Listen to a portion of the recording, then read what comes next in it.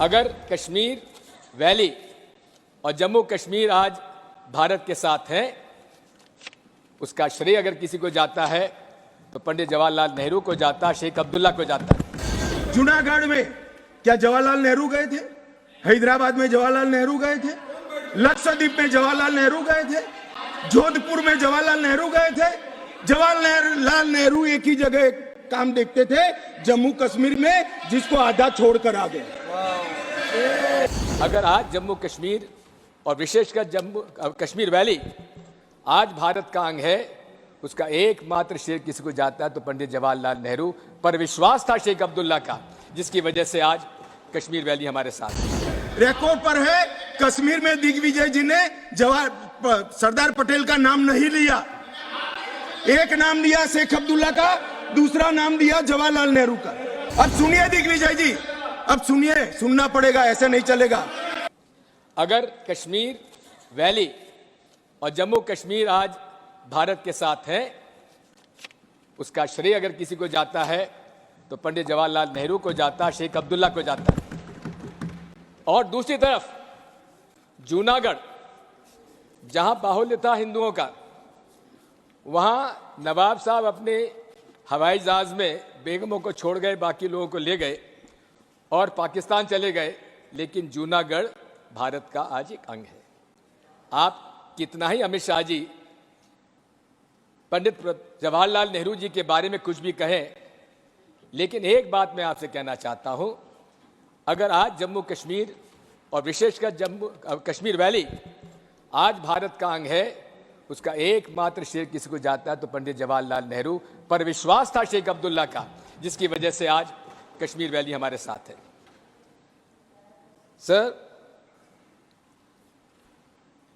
Article 370 के बारे में बहुत सारी बातें कही गई, आतंकवाद समाप्त हो जाएगा, लेकिन आर्टिकल 370 में बचा क्या था?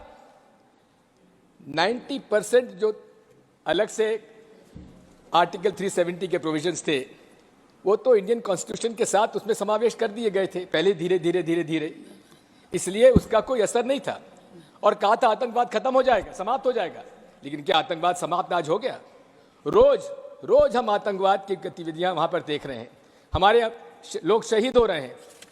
मैं आज फिर से कह देता हूं, मान्यवर, बैठ जाइए दिग्विजय जी, अब हो गया, लोग समझ चुके हैं आपको, बैठ जाइए। मान्यवर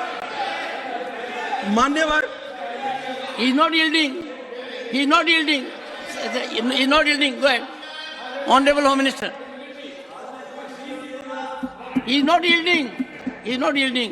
मान्यवर, मैं स्पष्टता करना चाहता हूं, गुर्जर भाइयों की एक भी सीट लिए बगैर बड़े संवेदनशीलता से बकरवाल भाइयों को दिया गया। हमें कोई आपत्ति, गुर्जरों को जो फायदा मिला है उसमें कोई बदलाव नहीं होगा। ट्राइबल के सारे फायदे एजुकेशन में और बाकी सारे नौकरियों के रिजर्वेशन में जितने भी फायदे गुर्जर भाइयों को मिल रहे हैं, पहाड़ियों को मिल रहे हैं, वो पहाड़ियों को जो भी मिलेगा वो उसके अलावे मिलेगा। एक भी नौकरी ना खत्म होगी, ना एक भी शिक्षा की सीट खत्म होगी, पूरा का पूरा अधिकार आपका भी रहेगा, उनका भी। मान्यवर, एक बहुत बड़ी चर्चा चली कि जवाहरलाल नेहरू जी का कश्मीर के लिए कंडक्ट, और इस पर हमारा नजरिया थोड़ा तंग है। जहां तक तंग नजरिए का सवाल है साहब, देश की एक भी इंच जमीन का सवाल है, हमारा नजरिया तंग रहेगा, हम दिल बड़ा नहीं कर सकते। किसी को अधिकार नहीं है अपने बड़े हृदय को दिखाने के लिए देश का एक भूभाग देश से चला जाए और मूक दर्शक बनकर खड़े रह जाए, किसी को अधिकार नहीं। मैं आज फिर से कहता हूं, ये आरोप से मैं सहमत हूं, हमारा नजरिया तंग है। देश की एक इंच जमीन भी जाती है तो इसके लिए भारतीय जनता पार्टी का हर कार्यकर्ता मतलब सर्वोच्चता से संघर्ष करेगा, लड़ाई करेगा और लड़ेगा। हमें कोई इसमें शर्म की बात नहीं। मान्यवर, मैं कुछ बातें कहना चाहता हूं, बहुत कुछ कहा है, अभी कहा गया नेहरू के कारण कश्मीर यहाँ है। नेहरू जी के न होते तो शायद ये बिल ही नहीं आता और कश्मीर होता ही नहीं। इस तरह से कहा। मैं आज कहना चाहता हूं कि जो आजादी के बाद भारत की रचना को जानते हैं उनको मालूम होगा हैदराबाद में इससे भी बड़ा प्रॉब्लम हुआ था। क्या जवाहरलाल जी गए थे क्या?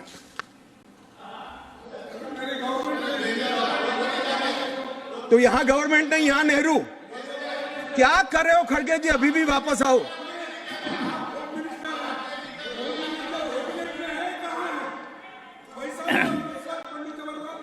एक मिनट रिकॉर्ड पर है।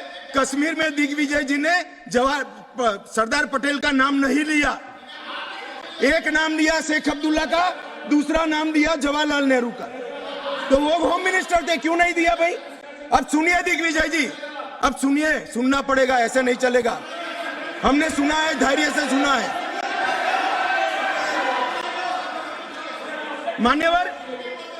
मान्यवर जूनागढ़ में क्या जवाहरलाल नेहरू गए थे? हैदराबाद में जवाहरलाल नेहरू गए थे? लक्षद्वीप में जवाहरलाल नेहरू गए थे? जोधपुर में जवाहरलाल नेहरू गए थे? जवाहरलाल नेहरू एक ही जगह काम देखते थे, जम्मू कश्मीर में, जिसको आधा छोड़कर आ गए। एक ही जगह देखते। मान्यवर, दूसरा, विलय लेट क्यों हुआ? सारे लोग जानते हैं साहब, इतिहास को 1000 फुट नीचे दफन कर दो, वो ऐसा बीज है जो वटवृक्ष बनकर सच्चाई बाहर आ जाती है। सब जानते हैं कि हमारा विलय इसलिए लेट हुआ कि महाराजा पर किसी एक व्यक्ति को विशेष स्थान देने का आग्रह था। शेख अब्दुल्ला को विशेष स्थान देने का आग्रह था। इसके कारण विलय लेट हुआ और पाकिस्तान को आक्रमण करने का मौका मिला। मैं आज ये पूछना चाहता हूं कि इतने सारे कठिन राज्यों का विलय हो गया, कहीं पर 370 क्यों नहीं है? क्यों नहीं है? ना जोधपुर में है, ना जूनागढ़ में है, ना हैदराबाद में है, ना लक्षद्वीप में है। क्यों 370 नहीं है? कि संवेदनशील हृदय के कारण 370 है। संवेदनशील हृदय। मान्यवर, कंडीशन किसने रखी? किसने स्वीकार की? इतिहास जवाब मांगता है, देश की जनता जवाब मांगती है। जवाब देना पड़ेगा, भाग नहीं सकते इतिहास से कोई। मान्यवर, सेना भेजने में देरी क्यों हुई? और ये कहते हैं कि इसके बाद भी देरी हुई है। मैं साहब एक रेफरेंस सैम मानेकशॉ का देना चाहता हूं। फील्ड मार्शल सैम मानेकशॉ तब डायरेक्टर ऑफ मिलिट्री ऑपरेशंस थे। उन्होंने एक जगह पे कहा है कि कबीलाई हमलावर आक्रामक और लूट मचा रहे थे, तब चर्चा में ही व्यस्त थे। मैं व्यक्ति का नाम देना नहीं चाहता, वरना खड़े हो जाएंगे। तब एक मीटिंग में सैम मानेकशॉ मौजूद थे। सरदार पटेल जी ने नेहरू जी को कहा, जवाहर, आप कश्मीर चाहते हो या नहीं चाहते हो, देरी क्यों हो रही है? तब जाकर सेना भेजने का निर्णय हुआ है।